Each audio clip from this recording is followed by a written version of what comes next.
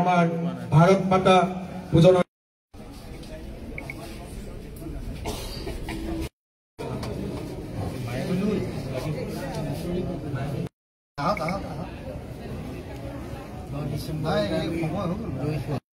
এই কথাখিনি যেন আমাৰ বাবে ভৱিষ্যতৰ আমি উজ্জ্বল নক্ষত্ৰ নিচিনা হৈ যায় আৰু চেষ্টা কৰিলে তেখেতৰ যি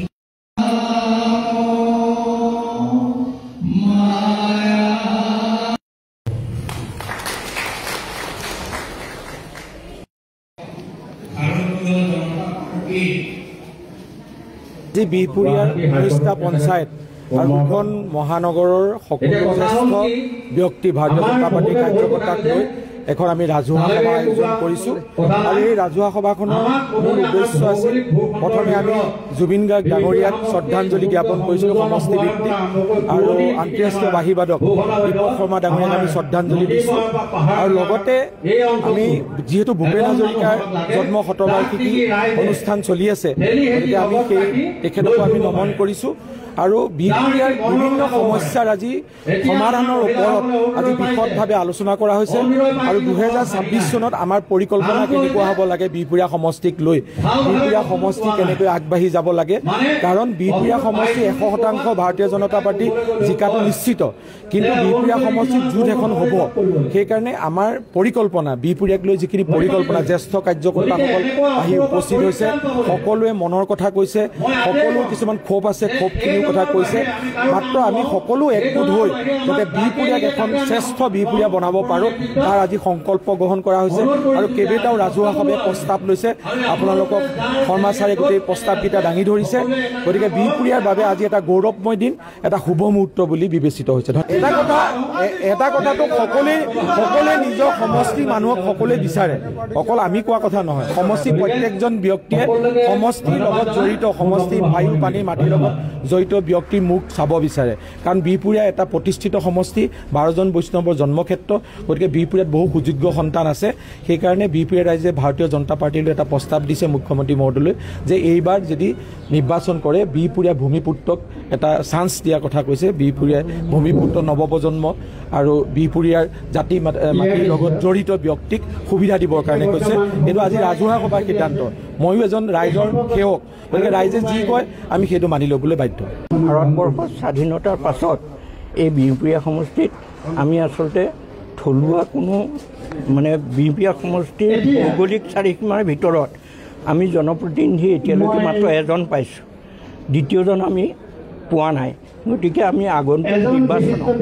যাতে এগৰাকী থলুৱা ব্যক্তিক অৰ্থাৎ বিহপুৰীয়া মানে সমষ্টিৰ ভৌগোলিক সীমাৰ ভিতৰত এজন ভাৰতীয় জনতা পাৰ্টিৰ জ্যেষ্ঠ কাৰ্যকৰ্তাক বা যুৱ প্ৰতিনিধিত্ব কৰাৰ সুবিধা দিয়ে তাৰ কাৰণে কেন্দ্ৰীয় সমিতিলৈ প্ৰস্তাৱ আমি গ্ৰহণ কৰিছোঁ গতিকে কেন্দ্ৰীয় সমিতিয়ে আমি আশা ৰাখিছোঁ এই প্ৰস্তাৱত মান্যতা প্ৰদান কৰিব আমি এটা কথা ভাবিছোঁ আমি ভাৰতীয় জনতা পাৰ্টিৰ জ্যেষ্ঠ কাৰ্যকৰ্তা কেন্দ্ৰীয় সমিতিয়ে যাকে ইয়াক প্ৰতিনিধিত্ব দিব আমি সেইজন প্ৰতিনিধিৰ হৈ নিৰ্বাচন খেলাটো আমাৰ বাধ্য কিন্তু আমি প্ৰস্তাৱ দিছোঁ যাতে আমাক থলুৱা বা এজন প্ৰাৰ্থীক বিহপুৰীয়া সমষ্টিৰ ভিতৰৰ এজন প্ৰাৰ্থিত্ব দি বিহপুৰীয়া সমষ্টিৰ সমাজ জীৱনৰ লগত জড়িত এজন ব্যক্তিক প্ৰাৰ্থিত্ব দি আমাক উপকাৰ গ্ৰহণ কৰে কিন্তু আমি ভাৰতীয় জনতা পাৰ্টিৰ কাৰো ওপৰত মানে আমি আমাৰ প্ৰত্যাহ্বান জনাব বিচৰা নাই আমি ভাৰতীয় জনতা পাৰ্টিৰ একোজন কাৰ্যকৰ্তা আৰু আমি সদায় ভাৰতীয় জনতা পাৰ্টিৰ হৈয়ে থাকিম ভাৰতীয় জনতা পাৰ্টিৰ কেন্দ্ৰীয় সমিতিৰ নিৰ্দেশ আমি পালন কৰিবলৈ বাধ্য আৰু 2 নম্বৰ কথা আমি দীৰ্ঘ সময়ৰ পৰা স্বাধীন মানে গুৰুজনাৰ নিৰ্মিত এই বৃন্দাবনী বস্ত্ৰ অসমীয়া মানুহে আজিলৈকে দেখাৰ সৌভাগ্য হোৱা নাই এইটো অসমীয়া জাতিৰ কাৰণে অতি দুৰ্ভাগ্যৰ কথা গতিকে বৰ্তমান জনপ্ৰিয় মুখ্যমন্ত্ৰী ডক্টৰ হিমন্ত বিশ্ব শৰ্মাই বৃন্দাবনী বস্ত্ৰ লণ্ডনৰ পৰা আনি অসমৰ জনসাধাৰণক দেখুওৱাৰ যি ব্যৱস্থা গ্ৰহণ কৰিছে তাৰ বাবে আমি তেখেতলৈ ধন্যবাদ জ্ঞাপন কৰিছোঁ আৰু আমিও বৃন্দাবনী বস্ত্ৰ চাই নিজকে কৃতাৰ্থ মানিম বুলি ভাবিছোঁ। আৰু দ্বিতীয় কথা হ'ল যে আমাৰ বিহপুৰীয়া সমষ্টিৰ উন্নয়নৰ ক্ষেত্ৰত বলিষ্ঠ পদক্ষেপ ল'ব পৰা ব্যক্তিক যাতে প্ৰতিনিধিত্ব কৰিবলৈ সুবিধা দিয়ে তাৰ কাৰণে কেন্দ্ৰীয় কমিটিয়ে ব্যৱস্থা ল'ব বুলি আমি আশা ৰাখিছোঁ। বৰ্তমান বিধায়কগৰাকীয়ে কিবা কৰিছেনে নাই আমি সেইটো কথা ক'বলৈ বিচৰা নাই, কাৰণ যিহেতু তেখেতে আমাৰ বিহপুৰীয়া সমষ্টিৰ স্থানীয় ব্যক্তি নহয় সেই সম্পৰ্কেহে বক্তাসকলে বক্তব্য ৰাখিছে আৰু তেখেতসকলেও কৈছে যে আমাৰ স্থানীয় এজন মানে জনপ্ৰতিনিধি হ'লে আমাৰ সুবিধা হয়, গতিকে সেইকাৰণেহে মানে আজি ৰাজহুৱা সভাত এই প্ৰস্তাৱটো গ্ৰহণ কৰা হৈছে। আমি আজি বিহপুৰীয়া সমষ্টিত আজিলৈকে হয়তো আমি স্থানীয় ব্যক্তি এজন বিধায়ক হিচাপে আমি নাপালোঁ আৰু তাৰ কাৰণে আমি জ্বলন্ত সমস্যা ভোগ কৰিবলগীয়া হৈছে। এইবাৰ আমি বিহপুৰীয়াবাসী 19খন পঞ্চায়তৰ সকলো জাতি জনগোষ্ঠী নিৰ্বিশেষে আমি বিচাৰিছোঁ এজন আমাৰ এই বিহপুৰীয়াত জন্মগ্ৰহণ কৰা এজন স্থানীয় ব্যক্তিক প্ৰাৰ্থিত্ব দিয়ে আমাৰ বিহপুৰীয়া সমষ্টিটো সুৰক্ষিত কৰিব লাগে। সেয়ে আমাৰ চৰকাৰৰ ওচৰত আৰু